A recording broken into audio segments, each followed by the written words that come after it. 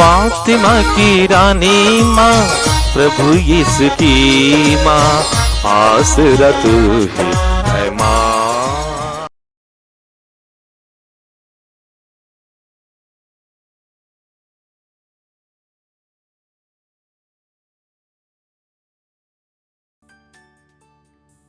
पहला पाठ नबी ईसायास का ग्रंथ अध्याय 7 पद संख्याएं 10 से 14 तक। प्रभु ने आकाश से कहा, चाहे अधोलोक की गहराई से हो, चाहे आकाश की ऊंचाई से, अपने प्रभु ईश्वर से अपने लिए एक चिन्ह मांगो। आकाश ने उत्तर दिया, जी नहीं, मैं प्रभु की परीक्षा नहीं लूंगा। इस पर उसने कहा, हे दाऊद के वंश, मेरी बात सुनो। क्या मनुष्य को तंग करना तुम्हारे लिए पर्याप्त नहीं है, जो तुम ईश्वर के धैर्य की भी परीक्षा लेना चाहते हो? प्रभु स्वयं तुम्हें एक चिन्ह देगा, और वह यह है, एक कुंवारी गर्भवती होगी, वह पुत्र प्रसव करेगी और उसका नाम इमानुएल रखेगी, जिसका अर्थ है प्रभु हमारे साथ है। प्रभु की वाणी। ईश्वर को धन्यवाद। भजन अनुवाक्य। प्रभु को प्रवेश करने दो, वह महाप्रतापी राजा है। प्रभु को प्रवेश करने दो, वह महाप्रतापी राजा है।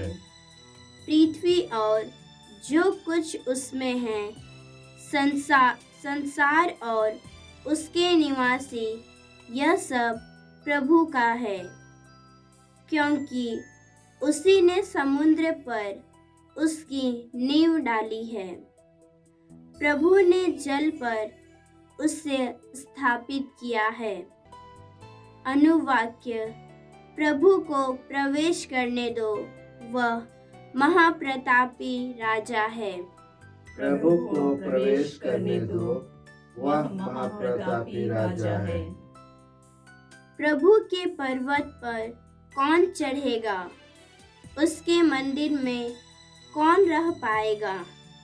वही जिसके हाथ निर्दोष है, जिसका हृदय निर्मल है, और जो शपथ खाकर धोखा नहीं देता।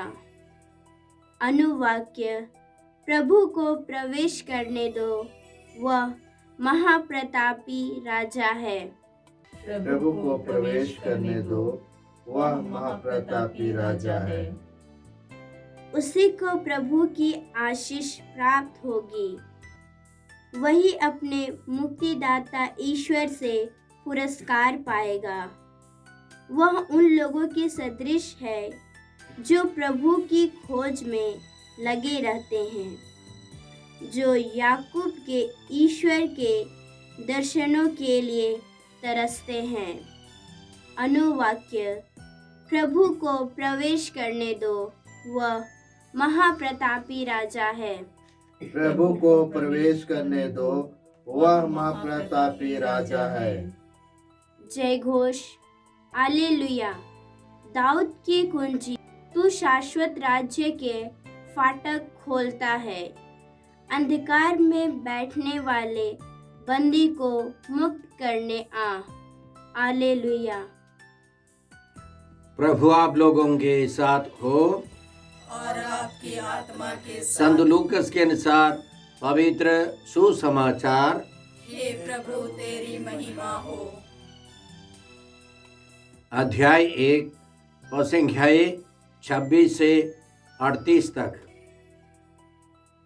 छठे महीने स्वर्गदूत गब्रिएल ईश्वर की ओर से गलीलिया के नाजरत नामक नगर में एक कुंवारी के पास भेजा गया, जिसकी मंगनी दाऊद के घराने के यूसुफ नामक पुरुष से हुई थी, और उस कुंवारी का नाम था मरियम। स्वर्गदूत ने उसके यहाँ अंदर आकर उससे कहा, प्रणाम प्रभु की कृपा पात्री, प्रभु आपके साथ है। वह इन शब्दों से घबरा गई और मन में सोचती रही कि इस प्रणाम का अभिप्राय क्या है। तब स्वर्गदूत ने उससे कहा, मरियम डरिए नहीं, आपको ईश्वर की कृपा प्राप्त है। देखिए, आप गर्भवती होंगी, पुत्र प्रसव करेंगी और उनका नाम यीशु रखेंगी। वे महान होंगे और सर्वोच्च प्रभु के पुत्र कहलाएंगे। प्रभु ईश्वर उन्हें उनके पिता दाऊद का सिंहासन प्रदान करेगा। वे याकूब के घराने पर सदा सर्वदा राज्य करेंगे और उनके राज्य का अंत नहीं होगा।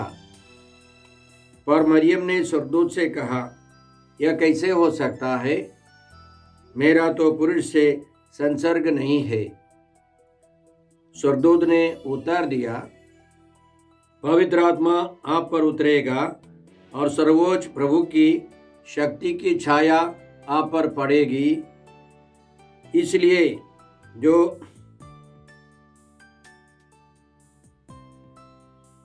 जो आपसे उत्पन्न होंगे वे पवित्र होंगे और ईश्वर के पुत्र कहलाएंगे। देखिए, बुढ़ापे में आपकी कुटुंबनी एलिजाबेथ के भी पुत्र होने वाला है। अब उसका जो बाँझ कहलाती थी, 6ठा महीना हो रहा है, क्योंकि ईश्वर के लिए कुछ भी असंभव नहीं है। मरियम ने कहा, देखिए, मैं प्रभु की दासी हूँ, आपका कथन मुझ में पूरा हो जाए। और स्वर्गदूत उसके पास से चला गया। प्रभु का सुसमाचार। हे क्रिस्त तेरी स्तुति हो। जय यीशु क्रिस्त में प्रिय भाई और बहनों, आज का पहला पाठ नबी यशायाह के ग्रंथ से है। अध्याय 7 में पद संख्या 14 में हम लोगों ने इस प्रकार सुना, एक कुंवारी गर्भवती है, वह एक पुत्र को प्रसव करेगी और वह उसका नाम इम्मानुएल रखेगी। इसी वचन को लेकर संत मत्ती अपने सुसमाचार अध्याय 1 में लिखते हैं, यह सब इसलिए हुआ कि नबी के मुख से प्रभु ने जो कहा था वह पूरा हो जाए। देखो, एक कुंवारी गर्भवती होगी और पुत्र प्रसव करेगी और उसका नाम इम्मानुएल रखा जाएगा, जिसका अर्थ है ईश्वर हमारे साथ है। तो यीशु आने के 700 साल पहले नबी यशायाह के द्वारा ईश्वर ने वादा किया था कि एक कुंवारी से मुक्तिदाता का जन्म होगा। मानव इतिहास में पहली बार एक कन्या से मुक्तिदाता यीशु का जन्म हुआ है। पुरुष के योगदान के बिना माता मरियम ने बालक यीशु को जन्म दिया, क्योंकि ईश्वर ने उत्पत्ति ग्रंथ अध्याय 3 पद संख्या 15 में वादा किया था, एक स्त्री से मुक्तिदाता का आगमन होगा, जन्म होगा। बाइबल पंडितों के अनुसार यह प्रथम सुसमाचार है और उस सुसमाचार के अनुसार प्रभु यीशु आए, कन्या से प्रभु यीशु ने जन्म लिया और हम जानते हैं, विश्वास करते हैं कि माता मरियम आजीवन कुंवारी रही है। आज के सुसमाचार में हमने प्रभु यीशु के जन्म का संदेश सुना। इन वचनों में बहुत सारी बातों पर हम लोग मनन कर सकते हैं। हम कुछ ही मुद्दों पर विचार करें, मनन करें। सबसे पहले हम स्वर्गदूत गब्रिएल के बारे में मनन करें। उनके बारे में लिखा है, 6ठे महीने स्वर्गदूत गब्रिएल ईश्वर की ओर से गलीलिया के नाजरत नामक नगर में एक कुंवारी के पास भेजा गया। स्वर्गदूत ने उसके यहाँ अंदर आकर उससे कहा। और इस पाठ के अंत में हमने सुना स्वर्गदूत उसके पास से चला गया। तो स्वर्गदूत आया और संदेश देकर वो चला गया। ईश्वर की ओर से महत्वपूर्ण संदेश सुनाने के लिए वो आया था। तो इसका मतलब क्या है कि हमारे लिए हम क्या समझे, वो चला गया क्योंकि वह फिर आएगा। हम जानते हैं कोई व्यक्ति आता है, उसको चला जाना है। वो चला जाता है तो हमारा उम्मीद है वो लौट आएगा, फिर संदेश लेकर के लौट आएगा। संत मत्ती अपने सुसमाचार की शुरुआत में हमको समझाते हैं कि स्वर्गदूत फिर यूसुफ के पास आया, बालक यीशु को लेकर मिस्र जाने के लिए और फिर मिस्र से लौट आने के लिए स्वर्गदूत ने संदेश सुनाया। इसी तरह वह स्वर्गदूत माता मरियम के पास आता जाता रहा होगा। यह हमारे लिए भी बहुत महत्वपूर्ण वचन है। स्वर्गदूत हमारे पास आता है और वह प्रेरणा देकर चला जाता है। हम स्वर्गदूतों से भक्ति रखें, उनमें विश्वास रखें, तो वे हमारी मदद करेंगे, हमको प्रेरणा देंगे, हमारी सुरक्षा करेंगे और वह हम लोग बुलाने पर जरूर आएंगे। स्तोत्र 103 में इसी तरह हम लोग पढ़ते हैं। स्तोत्र 103 पद संख्या 20 में हम लोग इस प्रकार पढ़ते हैं। प्रभु के शक्तिशाली दूतों, तुम सब जो उसकी वाणी सुनते ही उसकी आज्ञाओं का पालन करते हो, प्रभु को धन्य कहो। अंग्रेजी अनुवाद में हम लोग इस प्रकार पढ़ते हैं कि स्वर्गदूत ईश्वर की आज्ञाओं का पालन करते हैं और हम लोग भक्तजन बुलाने पर हमारी भी बात मानते हैं, हमारी सहायता करते हैं। तो स्वर्गदूत गब्रिएल और अन्य अनेक स्वर्गदूतों से हमें रिश्ता रखना है। वे हमारी रक्षा करेंगे, हमको प्रेरणा देंगे, राह दिखाएंगे। माता मरियम से हम बहुत सारी बातें सीख सकते हैं। एक दो बात हम लोग लेते हैं। सबसे पहले हमने सुना वह इन शब्दों से घबरा गई और मन में सोचती रही कि इस प्रणाम का अभिप्राय क्या है। माता मरियम ने ईश्वर के वचन पर ध्यान दिया, ईश्वर के वचनों पर मनन किया। आगे संत लूकस अध्याय 2 में इसी तरह लिखते हैं, उनकी माता ने इन बातों को अपने हृदय में संचित रखा। तो माता मरियम ने ईश्वर के वचन पर ध्यान दिया, उन पर मनन किया और उसी तरह हमको भी ईश्वर के वचनों पर ध्यान देना है। अक्सर हम लोग दैनिक जीवन की चिंताओं में, विचारों में डूबे रहते हैं लोग, लेकिन जो ईश्वर पर ध्यान देते हैं, ईश्वर के वचनों पर मनन करते हैं, उन सबों को प्रेरणा मिलती है, मार्गदर्शन मिलता है। जैसे स्वर्गदूत ने आगे समझाया माता मरियम को, उसी तरह हम लोगों को भी प्रेरणा मिलेगी। हम एक समस्या लेकर अनेकों के पास जाएंगे, तरह तरह के विचार वे लोग प्रकट करेंगे, उपाय बताएंगे, लेकिन आध्यात्मिक व्यक्तियों से, हमारे रखवाल दूत हो, हमारे नामधारी संत हो, माता मरियम हो, संत यूसुफ हो, या किसी भी स्वर्गदूत गब्रिएल, मिखाएल, रफाएल से हो, अन्य किसी संत से हो, पिता ईश्वर यीशु या पवित्र आत्मा से हम बात करेंगे तो हमको तुरंत शांति मिलेगी। केवल एक ही विचार उनके पास है, अनेक विचार नहीं है।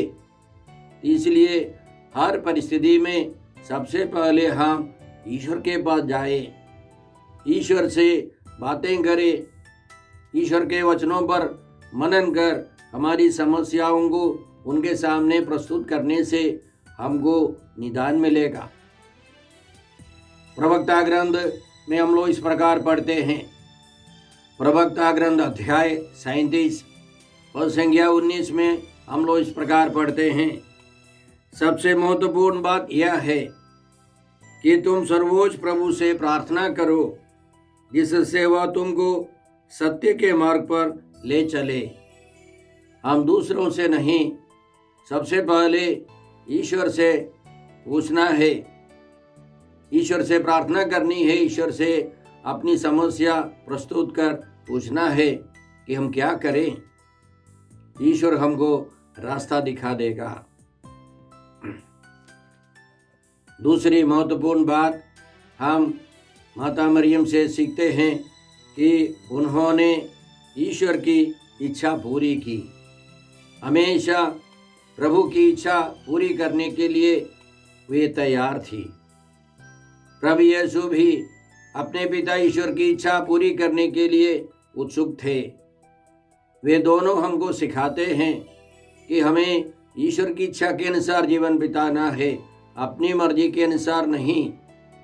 संत मत्ती के सुसमाचार अध्याय 7 संख्या 21 में प्रभु यीशु ने इसी तरह हमको समझाया, जो लोग मुझे प्रभु प्रभु कहकर पुकारते हैं, उनमें सबके सब स्वर्गराज्य में प्रवेश नहीं करेंगे। जो मेरे स्वर्गीय पिता की इच्छा पूरी करता है, वही स्वर्गराज्य में प्रवेश करेगा। तो हमको अपनी इच्छा के अनुसार नहीं, ईश्वर की इच्छा के अनुसार जीवन बिताना है। अक्सर हम ईश्वर के पास जाते हैं या समझ करके ईश्वर एक तरह का दुकानदार है, हमारी इच्छाएं पूरी हो। लेकिन यीशु ने या माता मरियम ने ऐसे हमको नहीं सिखाया है।